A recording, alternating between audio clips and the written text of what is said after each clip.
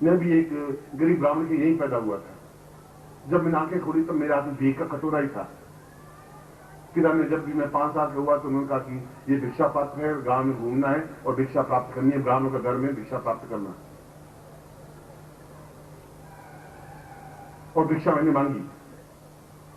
वो कह रहा कि ब्राह्मण को भिक्षा से कोई एकदम शर्मानी भी नहीं चाहिए।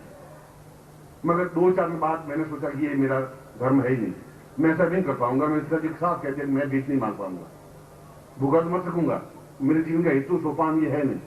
मेरे पूर्वजों ने मांगी तो मांगी, ब्राह्मण का धर्म है भीख मांगना, भिक्षा मांगना तो धर्म है, पर मेरा धर्म ये नहीं है। इस ढंग से मैं जीवन जी नहीं पाऊंगा। वह मेरा एक विद्रोही स्वभाव था, वो जो स्वभाव आज तक है वो एक अलग बात है। मगर उस जगह से शुरू किया। और जब पहली बार उसमें साइकिल 15 रुपए में मिलती थी और मैंने पूरे नौकरी लगने के बाद साल भर के बाद एक सेकंड हैंड साइकिल भी खरीद नहीं पाया। नई साइकिल तो बहुत अलग बात है। 8 रुपए में सेकंड हैंड साइकिल मिल रही थी और मैं नौकरी कर रहा था, उसमें तनख्वाह मिलती थी मुझे 15 रुपए और मैं साइकिल नहीं खरीद पाया। और एक मिलिट्री का एक आदमी था, उसका ट्रांसफर हो गई तो उसने कहा कि मैं साइकिल बेच रहा हूं 8 रुपए में, आप ले लें। और मैंने चारों तरफ हाथ पैर दौड़ाया तो 8 रुपए भी मेरे पास थे नहीं।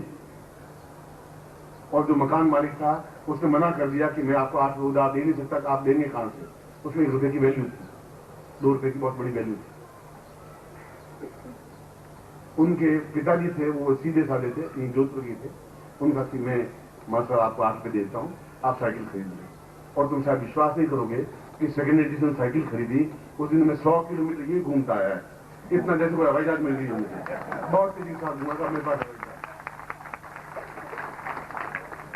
100 मील का चक्कर लगाया साइकिल पे बैठ करके कि आज मेरे पास साइकिल है।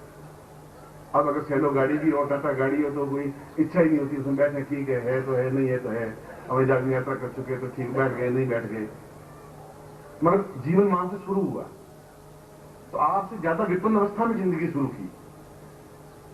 जब नौकरी पे इंटरव्यू के लिए गया तो आप विश्वास नहीं करेंगे कि मैं अपनी पत्नी के पास ये बेच करके गया था।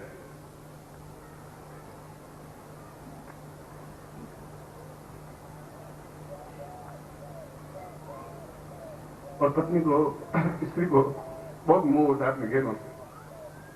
वो सबको दे सकती है, वो गहने नहीं दे पाती। और मेरे पास उसमें 5 आने का मतलब हुआ करीब 35 पैसे। 35 पैसे मेरे पास थे नहीं और कोई उधार देने वाला नहीं था 35 पैसे। और यहां से जालोर का किराया 35 पैसे था।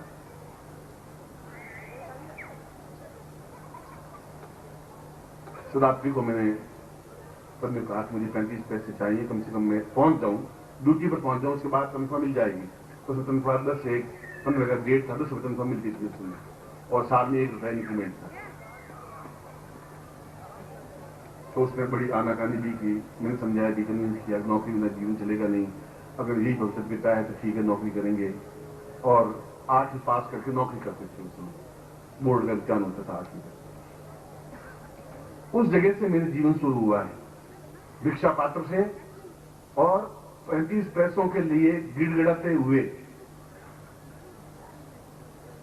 और उसके बाद जो कुछ संपन्नता प्राप्त की वह संपन्नता मंत्रों के माध्यम से प्राप्त की, क्योंकि मुझे भविष्यवक्ता का ज्ञान हो गया था कि आने वाला टाइम मेरा ऐसा है। उस जब मैं सन्यासी लिया तब मैंने इस ज्ञान को पहले प्राप्त किया कि मैं क्या था, कहां से मेरी धागा शुरू हुआ, कहां से मेरा जीवन प्रारंभ हुआ, कितने जन्म मैंने लिए और आगे मुझे कितने जन्म लेने हैं, क्या इस जीवन में सिद्धाश्रम प्राप्ति होगी, क्या मैं जीवन में पैसों के लिए संपन्न हो पाऊंगा, क्या ऐसी गरीबी मेरे साथ जुड़ी रहेगी जो मेरे साथ पीढ़ियों से जुड़ी हुई है। ये सारे प्रश्न मुझे उथल पुथल करके मैं अपने जीवन का इतिहास आपके सामने रख रहा हूं। इससे आपकी जो मजबूरियां हैं उससे ज्यादा मजबूरियां मेरे पास थी, उससे ज्यादा कठिनाइयां चुनौतियां मेरे पास थी, उससे ज्यादा दुख झेला मैंने, उससे ज्यादा भूख सहन की है।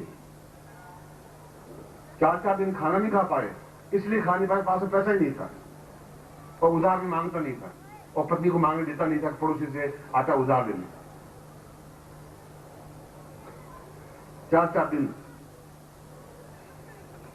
तो उनको मैंने कहा तुम पड़ोसी से एक दिन वो आटा किला, यहाँ पर जोधपुर में यहाँ पर मकान है वो आप जरा देखें तो केवल 5 बाई 8 की कोठड़ी है जिसमें 2 साल रहा जब मैंने ग्रेजुएशन किया उस समय की बात करें। और एक दिन को आटा उधार लेकर एक दिन भूखे रह गए। तो जब मुझे मालूम पड़ा कि आटा पड़ोसी से उधार लेकर आई है, तो मसला हुआ आटा, गूंथा हुआ आटा उठा के बाहर नाले में फेंक दिया। मैंने कहा कि उधार ला करके मैं रोटी नहीं खाऊंगा, न खाने दूंगा तुम्हें। अगर भूखे मर जाएंगे तो मर जाएंगे, भगवान ने ऐसे लिखा तो यही कर दूंगा। मगर इस प्रकार से उधार तुम आज कल दाल मांगोगी उधार, परसों मिर्च मांगोगी, नमक मांगोगी, मैं ऐसे जीवन नहीं चाहता हूँ। जीवन में ऐसा होने ही नहीं दूंगा। उस रात को भूखे सोए, 27 तारीख को भूखे सोए, 28 तारीख को भूखे सोए, 29, 30 और 1 तारीख को तनख्वाह मिली। वह दिन भी मुझे याद है, क्योंकि 1 जनवरी नया साल था। ऐसी नहीं कि आप इतना भी मजबूर हैं, उतना मेरे जितना आपने कठिनाई और चुनौती नहीं झेली होगी। उस जगह से मैं शुरू हुआ, कोई चांदी का चम्मच मेरे मुंह में नहीं था। आपकी जैसी